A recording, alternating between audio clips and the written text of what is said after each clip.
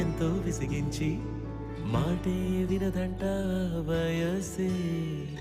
ఇప్పుడే గుర్తొస్తే అన్నీ వదిలేసి మా గుండె తిరిగేదా చోటే. అరెరే బాల్యం రమ్మన్నారాదే, గుర్తుకొస్తే కంట చెమ్మ పెట్టిస్తుంటుందే స్నేహ